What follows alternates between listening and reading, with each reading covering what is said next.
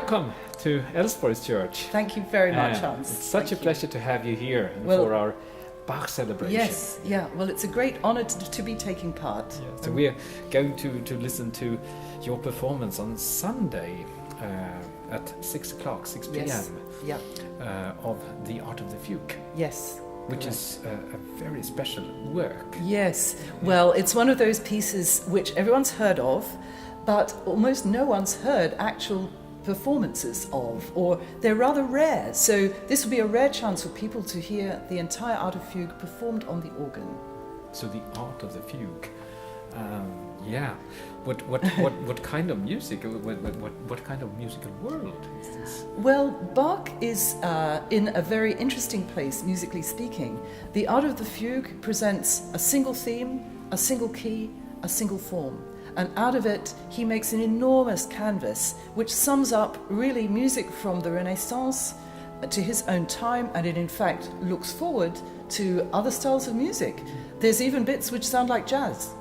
It's incredible. Yeah. So it's so chromatic. It's so very, very interesting. So it's one of those great masterpieces which sums up a historical moment and also transcends it. And he was composing this at the end of his life, wasn't he? Oh yes, yeah. That was one of the big projects he was working on when he died. And in fact, the Art of Fugue didn't reach a final completion when it was engraved for publication. And very famously, the last fugue of all, in which he signed his name in music, B-A-C-H, the last fugue is not finished. And you're going to end with well, it unfinished? I know many performances do just stop with the last notes that Bach wrote, but in fact, my a colleague of mine in Cambridge, actually my partner, Professor Paul Binsky, has had a lifelong interest in the Art of Fugue, and he's written a conclusion. And I find it very convincing. Mostly it's combining the themes that Bach already has given, so it's not so much composition as kind of putting together. But it's great when you hear all the themes together. It's a great moment. And this universal world of cosmic polyphonic music that we enter there, that's also part of the project which we do in these days with the students at university studying. So they're playing this on trying to do this to render this music on clavikord, playing duos. That's also a fabulous way to do it, because it's more like chamber music then, and you get, once you've got more than one player involved, there's obviously repartee and a sort of dialoguing going on, which is just great. The students will be playing a concert also on Sunday at 4:30. So on Sunday just before. On Sunday just before. And we'll have some coffee in between. Oh, right? The best thing, Swedish coffee. What could be better? Yeah. And also, I was going to ask you, I've heard that the well-tempered clavier will be performed. Yes, correct. Yeah, that is another catalogue of music. A collection of preludes and fugues in the 12 keys, minor and major. So you have with the preludes and the fugues, you have 48 pieces. Yes, 24 it's true.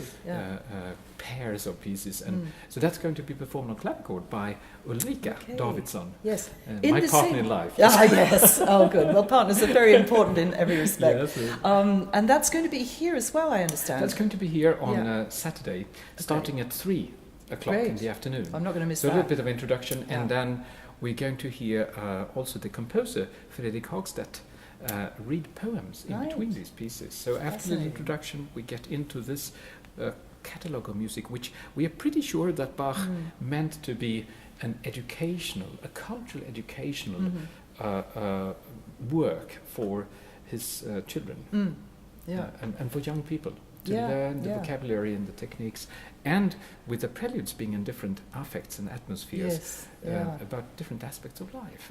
So it's meditative music, and that's one of our main themes this semester here in Music in Älvsborg, music and meditation. Okay. So all of these are large works. I think everybody somehow, with a little bit of introduction, a little bit of open ears and minds, can enter this fabulous world. It's a very specific thing to go and hear a piece of music in a certain place and just lose yourself in the music. It's a wonderful experience. And to hear it, you play the Art of the Fugue on our organ here. Yes. I think is going to be very exciting. It sounds very beautiful on it. It is an instrument which was perceived at the time, which was constructed, designed, and conceived at a time when polyphony was the main thing. 1950s, 1959, Nils Hammarberg built this organ with Sven-Erik Johansson, one of Sweden's foremost composers of that time. Was the organist here in 25 years, and he was improvising and writing polyphonic music, all kinds of things. So there's a connection. I hope you sense that the instrument somehow makes sense. No, it sounds fabulous. And so there was a strong artistic direction to the people who conceived and made music on this organ from the start. That's always great. Yeah. And maybe you would like to play just the beginning? Yeah, sure. Sure. Would you? Okay, yeah.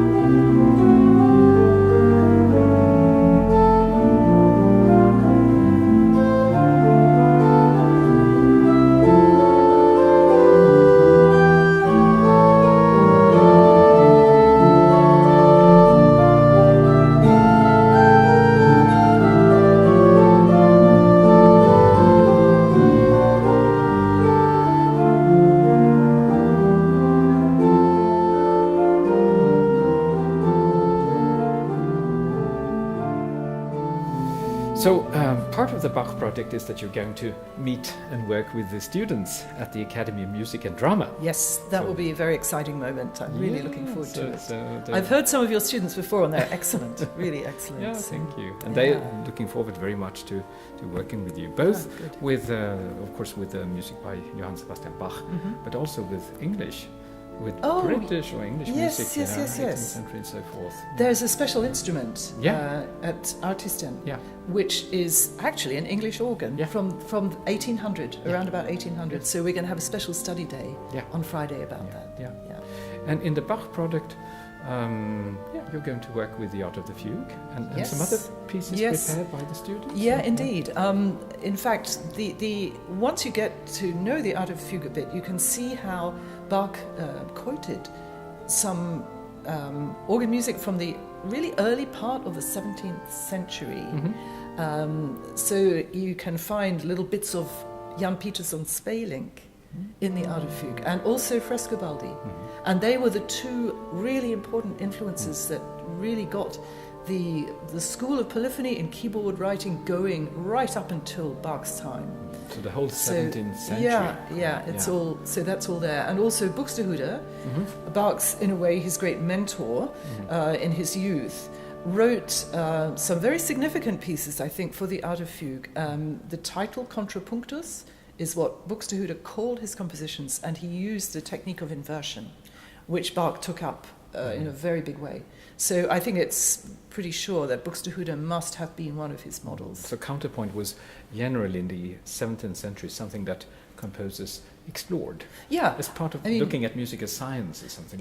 That's true. Yeah. I mean, counterpoint, you could say, was the organ taking on from vocal music. Yeah. You know, there's music in specific voice parts strictly followed through. And yes, I mean, when you talk about music and science, Bach composed many of his late works for a society, a learned society in Leipzig, which was for musical sciences. And so it was very important for everyone who contributed to have a top-notch example of musical science. And this, you could not imagine anything more sophisticated and more just wonderful than the Art of Fugue in that respect. Yeah, but Bach his mind seems to have been working with polyphony all the time. So even when he composed chamber music. Yes. You know, like the trio sonatas. That's true. Yeah. Yes, absolutely. Well, I think we're going to have one of the trio sonatas played in the student class and performance. Yeah. And that you're going to have here in Älvsborg tomorrow, actually, starting in the afternoon. Yeah. Again, the organ is wonderful for that kind of polyphonic sound. Yeah. Great. So maybe we can listen to one of our students at the academy. Okay. Yeah. Great. What's your name? Camille. Camille, and you come from France. From France, yeah, and Normandy, right? Yeah. Yes. And you're playing what? You're playing The third movement of the first trio sonata. Yeah. Okay. Wonderful.